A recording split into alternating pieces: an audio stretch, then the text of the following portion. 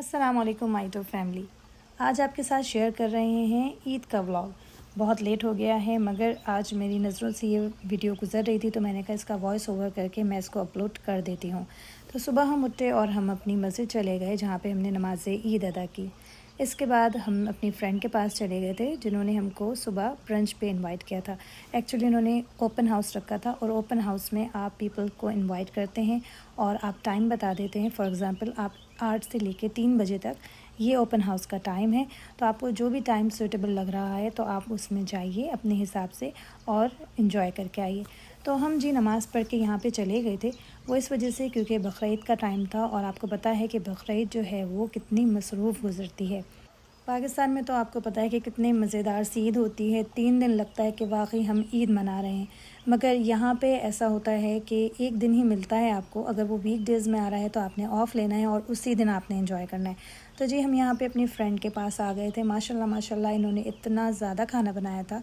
100 peoples को इन्होंने invite किया था और मज़े की बात ये कि सारा खाना इन्होंने घर में ही बनाया था।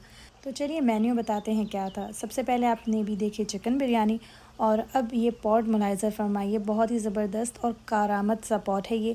अगर आप ज़्यादा लोगों की दावत कर रहे हैं ना तो आपने बस इसमें सालन बनाया और इसमें आपने इसको रख दिया है स्लो मोड पे, तो ये अपने आप ही गर्म होता रहेगा। आपको बार बार जो है चूल्हे पे या माइक्रोवेव में गर्म करके आपको सर्विंग डिश में नहीं निकालना पड़ेगा।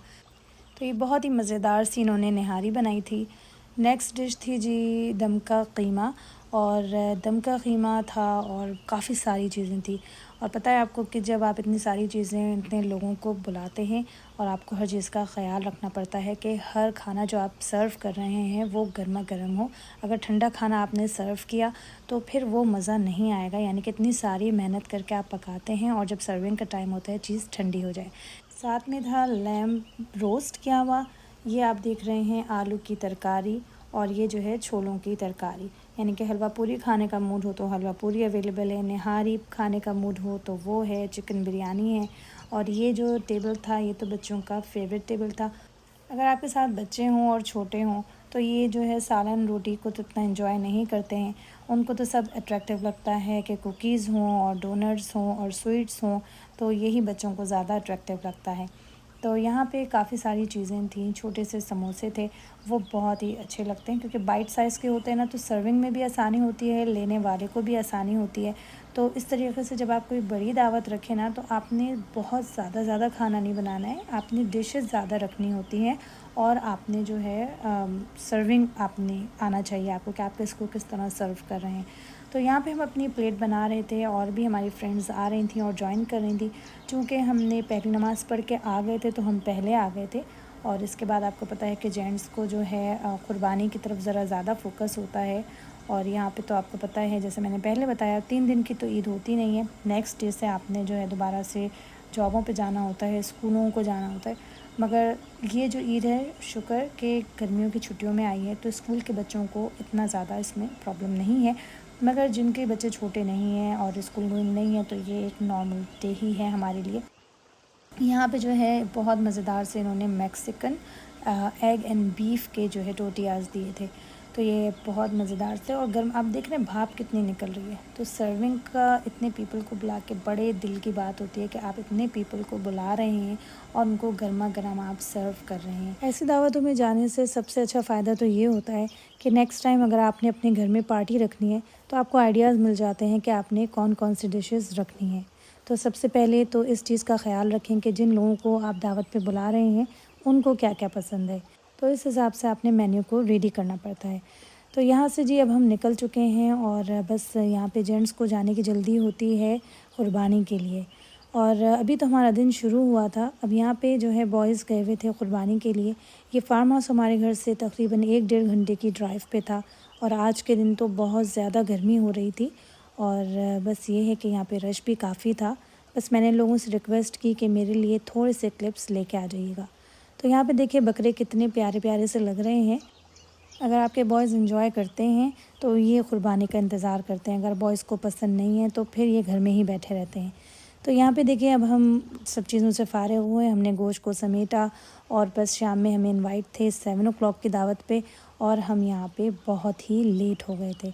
हम जहाँ पे हाईवे पे जैसे ही एंटर हुए आगे जाके हमें काफ़ी ट्रैफिक मिली, उसके बाद हमें एक्सीडेंट मिला और हम यहाँ पे स्टक हो गए। हम कोई ऑल्टरनेटिव रूट नहीं ले सकते थे क्योंकि बीच में कोई जगह ही नहीं थी। खैर जैसे तैसे ये क्लियर हुआ तो आगे पता चला कि यहाँ पे एक्सीडेंट हुआ था, जिसकी वजह से सिर्फ 2 ही लाइनें चल रही थी 6 लाइनों में से। तो आप अंदाज़ा कर सकते हैं कि हम कितने ट्रैफिक में फंस गए थे। दावत में स्पीच भी थी जो कि कुर्बानी के मुतालिक थी, तो मैं चाहूँगी कि आप इसको ज़रूर सुनिए।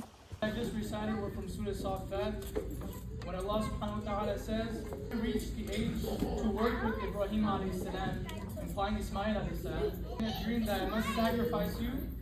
He still replied with, "Oh my dear father, do as you are commanded by Allah subhanahu wa ta'ala. Inshallah, you will find me steadfast." तो यहाँ पे स्पीच एंड हो गई थी। जैसा कि हम सबको पता है कि ये ईद कुर्बानी का दर्ज देती है, तो ऐसी सेलिब्रेशंस के अंदर जो है हम थोड़ा सा अगर थोड़ा सा बैकग्राउंड दे दें तो आने वाली जनरेशन को पता चलता है और वो आगाह होते रहते हैं। तो बस यही दुआ है कि अल्लाह ताला आगे वाली जनरेशन को ईमान और सलामती के साथ रखे और उनको दीन पे कायम रहने वाला बनाए। तो यहाँ पे जी स्पीच के बाद हम लोग ने खाना एंजॉय किया। ये थे जी बहुत ही मज़ेदार से समोसे जो कि स्टार्टर पे थे, मगर हमने खाने के साथ ही इसको एंजॉय किया है। यहाँ की ईद इसी तरीके से होती है, पाकिस्तान की ईद की तरह नहीं होती है कि आपने नेक्स्ट डे पूरा ख़ानदान जो है बारबेक्यू कर रहा है, थर्ड डे आपने नाना नानी या चाचा चाची के पास जाना है। बस जो कुछ है यहाँ पे हम चाहते हैं कि एक ही दिन अच्छी तरीके से सेलिब्रेट करें, एंजॉय करें इस दिन को फैमिली के साथ, और उम्मीद करती हूँ कि आपका ईद का दिन बहुत अच्छा गुजरा होगा।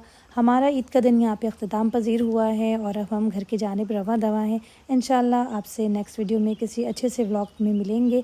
अगर आपने वीडियो एंजॉय की है तो please don't forget to like, comment and share my video, और चैनल पे नए हैं तो चैनल को सब्सक्राइब कर लीजिए। मिलते हैं आपसे नेक्स्ट वीडियो में। अंटिल देन अल्लाह हाफ़िज़।